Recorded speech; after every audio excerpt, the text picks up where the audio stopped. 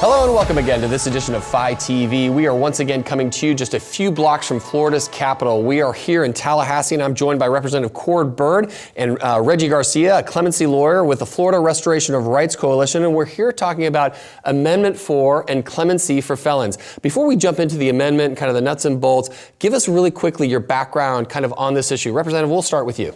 Sure. As part of my legal practice, I've assisted individuals who have tried to get their rights restored, and so I'm familiar with the clemency process and the problems that are inherent in the current system. Okay. Reggie?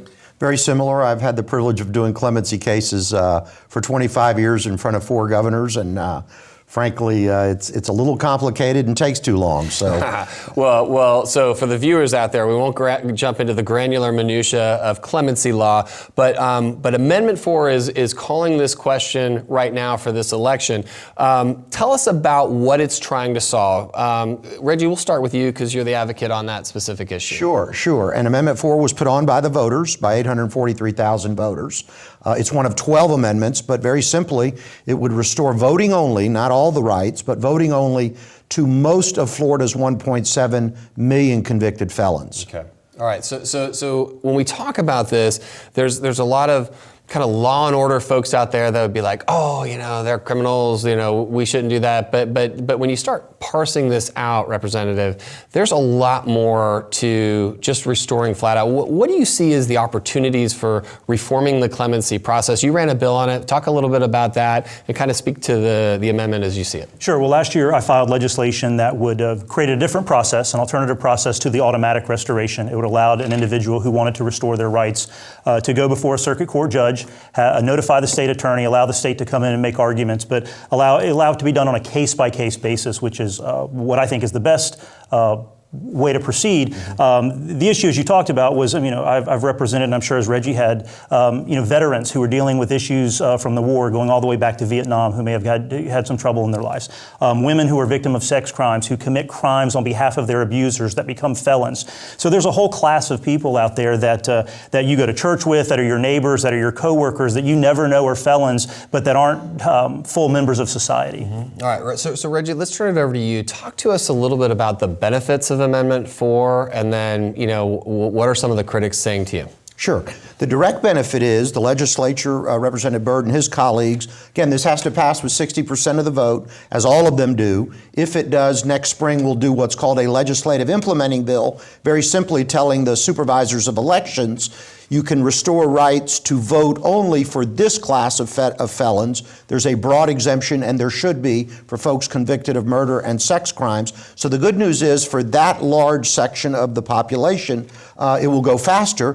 And then for the other types of clemency that still require the regular process and a hearing, namely firearm authority, which Representative Byrd is an expert on, and pardons, then those cases go faster as well. Okay, so are we talking about a more efficient court process ultimately? Because there's just so few resources involved in the court system as there is. They're clogged up, they're backed up. Does this streamline that? Is that what the scenario is? I think it does, but Representative Byrd's bill, which was a good one, would allow the circuit court to do these, not instead of the governor, but in addition to the governor, with some guardrails. Keeping in mind there's 23,000 pending clemency cases. The last case I did, you ready for this, took 12 years. I think we can all agree for any government function that's just too long. Yeah. Representative Byrd, what are your thoughts on that? Well, Reggie's absolutely right. The process is broken, and we have a process in Florida, but likewise, I have my oldest pending case is a decade old, and that's unfair to individuals. So I think there's broad agreement that we can do better as a state. My concern is that this amendment, specifically Amendment 4, doesn't restore all constitutional rights. And as a constitutionalist, there is no hierarchy. And so if we're going to restore one, I think we should restore them all, and welcome somebody back as a full member of society. Well, let's talk a little bit about society. And so the practicality is what are the economics on this? I mean, you've got licensure issues for folks that want to get back in and get into the workforce. Who wants to take a stab at looking where we are now and what either Amendment 4 or your bill could do? Right. Sure. Well, that's part of why what I did is that there's so many occupations that require state licensure, and those people. I mean, this is putting food on the table. This is putting a roof over their head, which are, in my opinion, is more important than voting. And we're still not recognizing and giving the people that have rehabilitated their lives, are deserving of a second chance. It's not capturing all of the rights that they would be afforded. And with this amount of people that we're talking about here, I mean, you take restrictions off of them of re-engaging in the workforce. That's amazing. I mean, Reggie, I mean, that's what are you looking at in the workforce issue? And 2 quick points there. A South Florida economist said positive economic impact of almost $400 million. You say, what's the connection to voting? Less crime, less prison costs. Increased economic activity, exactly the workers.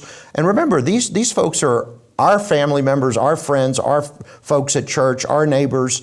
If they've got a job, if they own a home, if they own a business, if they're parents, for the most part, the data shows they're not reoffending again, and voting gives them one more building block to feeling like a whole citizen. Right. Okay, so let's set the stage on one of the biggest critiques of this, and this is Amendment 4 isn't broad enough, and there's exemptions, and so we're going to get a little granular on this.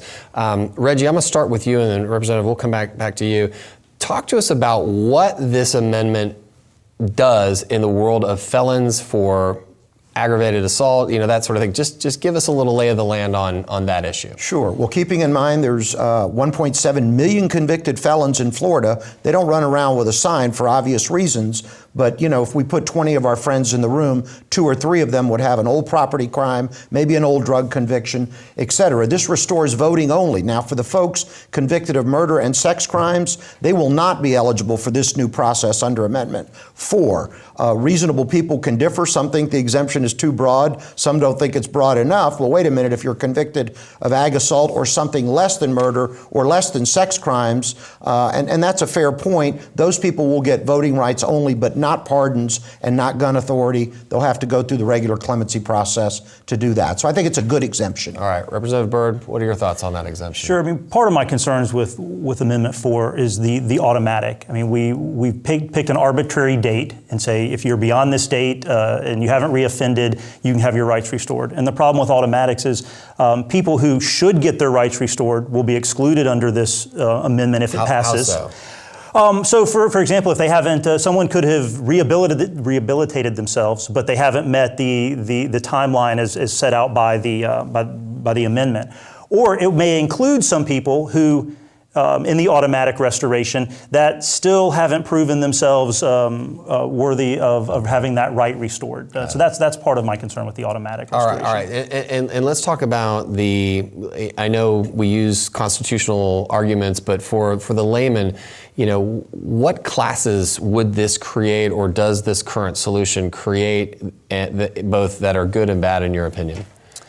Well, we want to. It's encouraging for people to have hope, as Reggie pointed out. I mean, and so once you've completed the sentence that the court has laid out, there should be a path to restoration for all the reasons that we've talked about. I mean, getting a job, owning a home, becoming productive members of society, and just all around peace of mind. I mean, I've had individuals who've contacted me, for example, that say, I grew up hunting, and because of my restrictions, I can't teach my kids how to hunt, and I want to be able to do that. And when I tell them, well, you may wait a decade. I've had individuals tell me, I'll die before that happens, and that's just, as a state, we can do better than that. Right. And I am aware that some people in that world, only because I hunt, right, they can only use primitive, like bow and arrow and things like that, but even that is in the gray area of that sort of thing. So, gosh, what a tradition that, it's a tough one to pass on because of that. Okay, so when we look at this amendment, how is it being received currently? I mean, by the voters, have we seen any polling on this? Reggie, what are your polls showing you and telling you on this? Well, the chamber, which admittedly Florida Chamber ballot titles only, had it in the lower mid 40s. Other stuff has it in other polls have it in the mid 60s. Of course, there are 12 total amendments on the ballot. The legislature put on some. The Constitutional Revision Commission put on some. Amendment 3 was put on by the voters, 4 by the voters. So in a way, we're cautiously optimistic. We sense there's some momentum. On the other, I think that folks may throw up their arms when they see 12 amendments and maybe not vote on all of them or only get halfway through. So good education programs like this help get the word out. So thank you. Little voter fatigue. Okay, so Representative Byrd, in this discussion, and because you've worked on bills in the past, what is your general sense for enthusiasm over the concept in general in the body politic? Because if this does not pass, the bill and that issue is probably going to come back to sit in your lap. How does the rest of the legislature kind of view this in your take? It's interesting because I think most people believe in second chances. They believe in redemption. That's who we are as a nation. That's who we are as a people. So on that side, I think people are understanding. But then you have, like you said, the law and order side, and people who are concerned and maybe don't fully understand that the amendment excludes violent felons and people who have committed sex crimes. So there's an education process involved.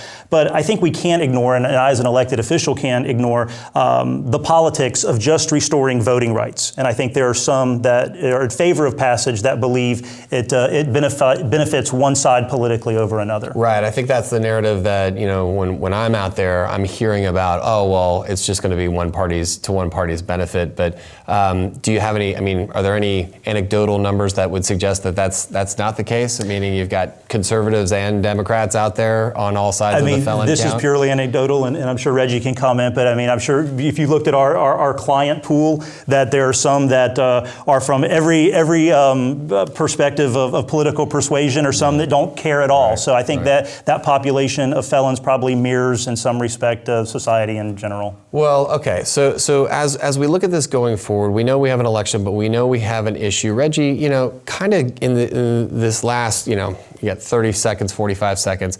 Give us the number one reasons why people should vote for Amendment 4 and at the very least pay attention to clemency issues. Absolutely. Well, I would argue it's both bipartisan and nonpartisan.